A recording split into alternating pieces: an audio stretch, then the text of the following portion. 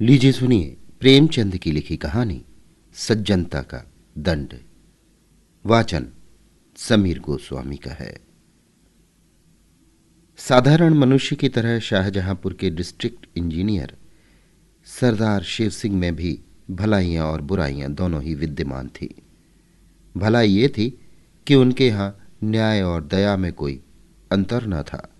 बुराई ये थी कि वे सर्वथा निर्लोभ और निस्वार्थ थे। भलाई ने मातहतों को निडर और आलसी बना दिया था। बुराई के कारण उस विभाग के सभी अधिकारी उनकी जान के दुश्मन बन गए थे। प्रातःकाल का समय था। वे किसी पुल की निगरानी के लिए तैयार खड़े थे, मगर साइस अभी तक मीठी नींद ले रहा था। रात को उसे अच्छी तरह सहेज दिया था कि पौ फटने के पहले गाड़ी तैयार कर लेना। लेकिन सुबह भी हुई, सूर्य भगवान ने दर्शन भी दिए, शीतल किरणों में गर्मी भी आई, पर साइस की नींद अभी तक नहीं टूटी। सरदार साहब खड़े खड़े थक कर एक कुर्सी पर बैठ गए। साइस तो किसी तरह जागा, परंतु अर्दली के चपरासियों का पता नहीं। जो महाशय डाक लेने गए थे वे एक ठाकुर द्वारा में खड़े चरणामृत की परीक्षा कर रहे थे। जो ठेकेदार को बुलाने गए थे वे बाबा रामदास की सेवा में बैठे गांजे का दम लगा रहे थे। धूप तेज होती जाती थी। सरदार साहब झुंझलाकर मकान में चले गए और अपनी पत्नी से बोले, इतना दिन चढ़ाया, अभी तक एक चपरासी का भी पता नहीं। इनके मारे तो मेरे नाक में दम आ गया है। पत्नी ने दीवार की ओर देखकर दीवार से कहा, यह सब उन्हें सिर चढ़ाने का फल है। सरदार साहब चिढ़कर बोले, क्या करूं, उन्हें फांसी दे दूं? सरदार साहब के पास मोटर कार का तो कहना ही क्या, कोई फिटन भी ना थी। वे अपने इक्के से ही प्रसन्न थे, जिसे उनके नौकर चाकर अपनी भाषा में उड़न खटोला कहते थे। शहर के लोग उसे इतना आदर सूचक नाम न देकर छकड़ा कहना ही उचित समझते थे। इस तरह सरदार साहब अन्य व्यवहारों में भी बड़े मितव्ययी थे। उनके दो भाई इलाहाबाद में पढ़ते थे। विधवा माता बनारस में रहती थी। एक विधवा बहन भी उन्हीं पर अवलंबित थी।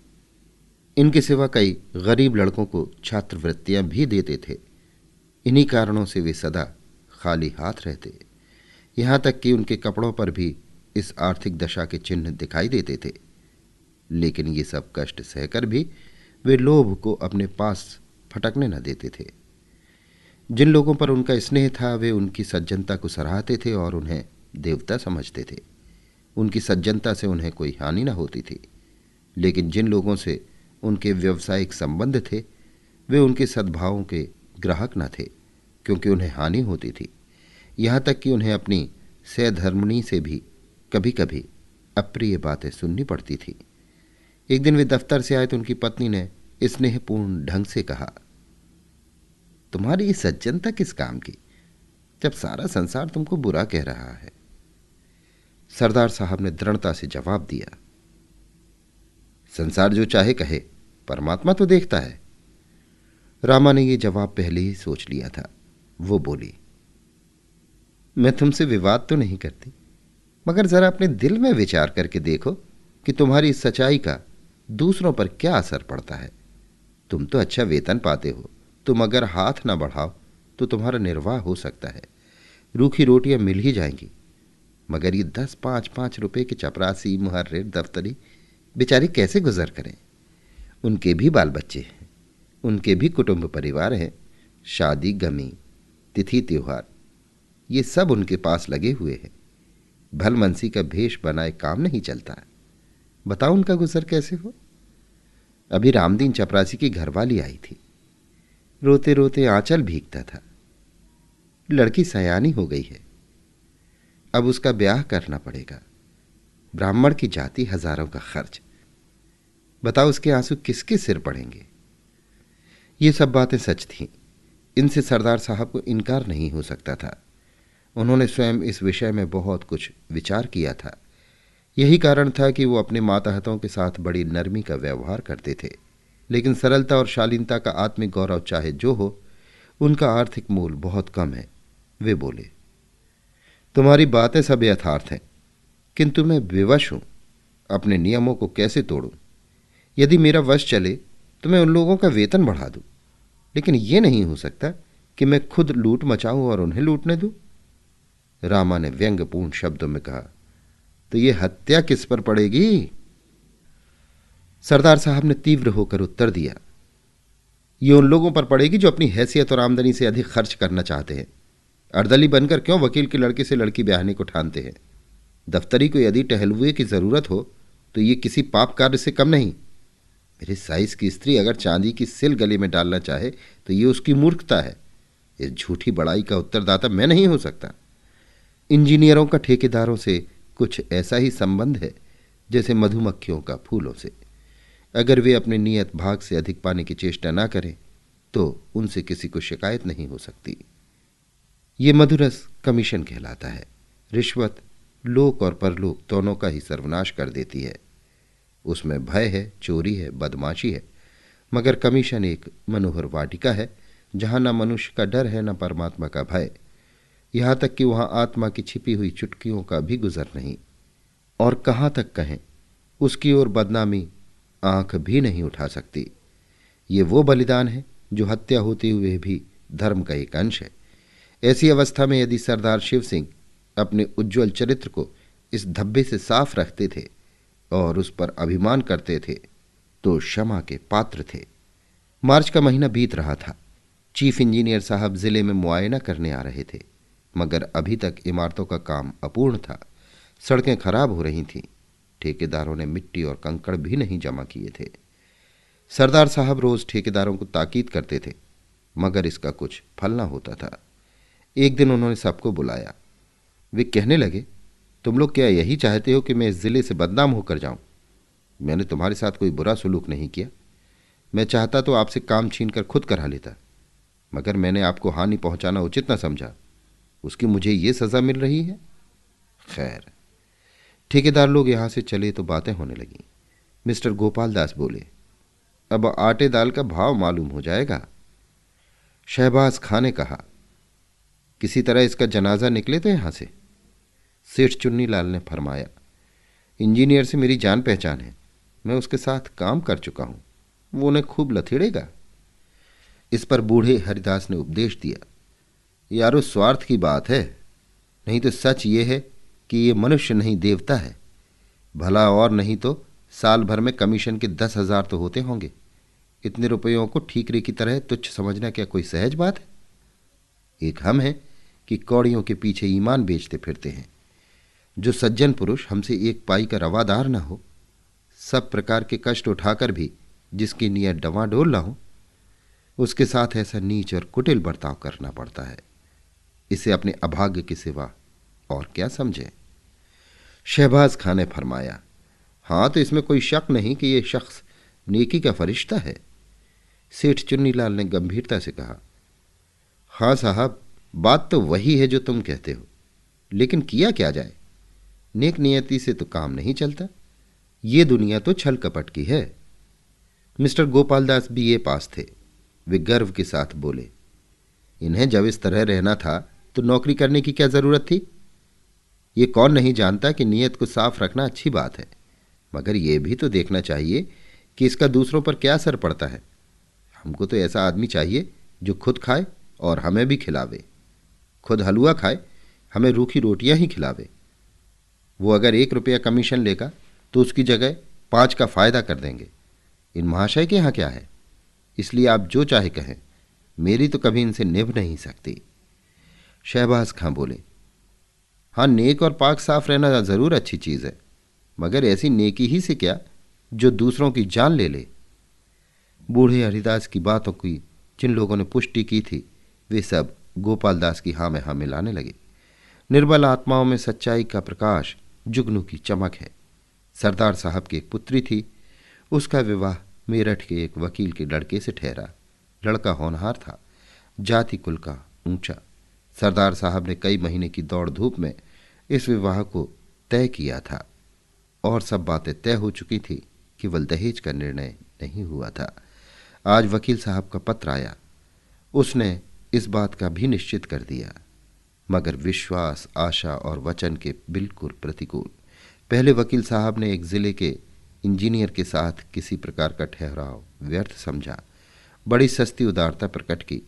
इस लज्जित और घृणित व्यवहार पर खूब आंसू बहाए, मगर जब ज्यादा पूछताछ करने पर सरदार साहब के धन वैभव का भेद खुल गया, तब दहेज का ठहराना आवश्यक हो गया। सरदार साहब ने आशंकित हाथों से पत्र खोला। 5,000 रुपये से कम पर विवाह नहीं हो सकता।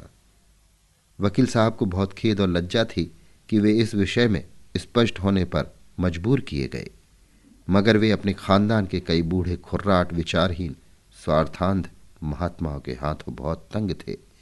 उनका कोई वंश न था। इंजीनियर साहब ने एक लंबी सांस खींची। सारी आशाएं मिट्टी में मिल गईं। क्या सोचते थे, क्या हो गया? विकल होकर कमरे में टहलने लगे। उन्होंने जरा देर पीछे पत्र को उठा लिया और अंदर चले गए। विचारा कि ये पत्र रामा को सुनावें, मगर फिर ख्याल आया कि यहां सहानुभूति की कोई आशा नहीं। क्यों अपनी निर्बलता दिखाऊं, क्यों मूर्ख बनूं? वो बिना बातों के बात न करेगी। ये सोचकर वे आंगन से लौट गए। सरदार साहब स्वभाव के बड़े दयालु थे और कोमल हृदय आपत्तियों में स्थिर नहीं रह सकता। वे दुख और गिलानी से भरे हुए सोच रहे थे कि मैंने ऐसे कौन से बुरे काम किए हैं जिनका मुझे ये फल मिल रहा है।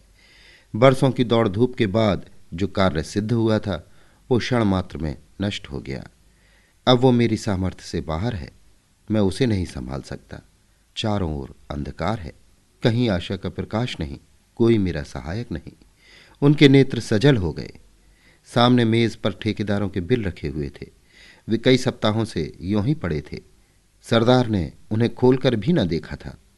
आज इस आत्मिक ग्लानि और नैराश्य की अवस्था में उन्होंने इन बिलों को सतृष्ण आंखों से देखा। जरा से इशारे पर ये सारी कठिनाइयां दूर हो सकती हैं। चपरासी और क्लर्क केवल मेरी सम्मति के सहारे सब कुछ कर लेंगे। मुझे जबान हिलाने की भी जरूरत नहीं, न मुझे लज्जित ही होना पड़ेगा। इन विचारों का इतना प्राबल्य हुआ कि वे वास्तव में बिलों को उठाकर गौर से देखने और हिसाब लगाने लगे कि उनमें कितनी निकासी हो सकती है। मगर शीघ्र ही आत्मा ने उन्हें जगा दिया। आह, मैं किस भ्रम में पड़ा हुआ हूं! क्या उस आत्मिक पवित्रता को जो मेरी जन्म भर की कमाई है केवल थोड़े से धन पर अर्पण कर दूं? जो मैं अपने सहकारियों के सामने गर्व से सिर उठाए चलता था, जिससे मोटर कार वाले भ्रातृगण आंखें नहीं मिला सकते थे, वही मैं आज अपने उस सारे गौरव और मान को, अपनी संपूर्ण आत्मिक संपत्ति को 10-5 हजार रुपयों पर त्याग दूं? ऐसा कदापि नहीं हो सकता। अब उसको विचार को परास्त करने के लिए, जिसने क्षण मात्र के लिए उन पर विजय पाली थी, वे उस सुनसान कमरे में जोर से ठठाकर हंसे। चाहे ये हंसी उन बिलों ने और कमरे की दीवारों ने ना सुनी हो, मगर उनकी आत्मा ने अवश्य सुनी। उस आत्मा को एक कठिन परीक्षा में पार पाने पर परम आनंद हुआ। सरदार साहब ने उन बिलों को उठाकर मेज के नीचे डाल दिया, फिर उन्हें पैरों से कुचला। तब इस विजय पर मुस्कुराते हुए वे अंदर गए। बड़े इंजीनियर साहब नियत समय पर शाहजहांपुर आए। उनके साथ सरदार साहब का दुर्भाग्य भी आया। जिले के सारे काम अधूरे पड़े हुए थे। उनके खानसामा ने कहा, हुजूर, काम कैसे पूरा हो? सरदार साहब ठेकेदारों को बहुत तंग करते हैं। हेड क्लर्क ने दफ्तर के हिसाब को भ्रम और भूलों से भरा हुआ पाया। उन्हें सरदार साहब की तरफ से न कोई दावत दी गई, न कोई भेंट। तो क्या वे सरदार साहब के नातेदार थे जो गलतियां न निकालते? जिले के ठेकेदारों ने एक बहुमूल्य डाली सजाई और उसे बड़े इंजीनियर साहब की सेवा में लेकर हाजिर हुए। वे बोले, हुजूर चाहे गुलामों को गोली मार दें, मगर सरदार साहब का अन्याय अब नहीं सहा जाता। कहने को तो कमीशन नहीं लेते, मगर सच पूछिए तो जान ले लेते हैं। चीफ इंजीनियर साहब ने मुआयने की किताब में लिखा, सरदार शिव सिंह बहुत ईमानदार आदमी हैं। उनका चरित्र उज्ज्वल है, मगर वे इतने बड़े जिले के कार्य का भार नहीं संभाल सकते। परिणाम यह हुआ कि वे एक छोटे से जिले में भेज दिए गए और उनका दर्जा भी घटा दिया गया। सरदार साहब के मित्रों और स्नेहियों ने बड़े समारोह से एक जलसा किया। उसमें उनकी धर्मनिष्ठा और स्वतंत्रता की प्रशंसा की। सभापति ने सजल नेत्र होकर कंपित स्वर में कहा, सरदार साहब के वियोग का दुख हमारे दिल में सदा खटकता रहेगा। ये घाव कभी न भरेगा। मगर फेयरवेल डिनर में ये बात सिद्ध हो गई कि स्वादिष्ट पदार्थों के सामने वियोग का दुख दुस्सह नहीं। यात्रा के सामान तैयार थे। सरदार साहब जल्द से आए तो रामा ने उन्हें बहुत उदास और मलिन मुख देखा। उसने बार बार कहा कि बड़े इंजीनियर के खानसामा को इनाम दो, हेड क्लर्क की दावत करो, मगर सरदार साहब ने उसकी बात न मानी थी। इसलिए जब उसने सुना कि उनका दर्जा घटा और बदली भी हुई, तब उसने बड़ी निर्दयता से अपने व्यंग बाण चलाए। मगर इस वक्त उन्हें उदास देखकर उससे न रहा गया। बोली, क्यों इतने उदास हो? सरदार साहब ने उत्तर दिया, क्या करूं, हंसू? रामा ने गंभीर स्वर से कहा, हंसना ही चाहिए। रोए तो वो जिसने कौड़ियों पर अपनी आत्मा भ्रष्ट की हो, जिसने रुपयों पर अपना धर्म बेचा हो। ये बुराई का दंड नहीं है, ये भलाई और सज्जनता का दंड है। इसे सानंद झेलना चाहिए। ये कहकर उसने पति की ओर देखा तो नेत्रों में सच्चा अनुराग भरा हुआ दिखाई दिया। सरदार साहब ने भी उसकी ओर स्नेहपूर्ण दृष्टि से देखा। उनकी हृदयेश्वरी का मुखारविंद सच्चे आमोद से विकसित था। उसे गले लगाकर वे बोले, रामा, मुझे तुम्हारी ही सहानुभूति की जरूरत थी। अब मैं इस दंड को सहर्ष सहूंगा। अभी आप सुन रहे थे प्रेमचंद की लिखी कहानी सज्जनता का दंड। वाचन समीर गोस्वामी का था।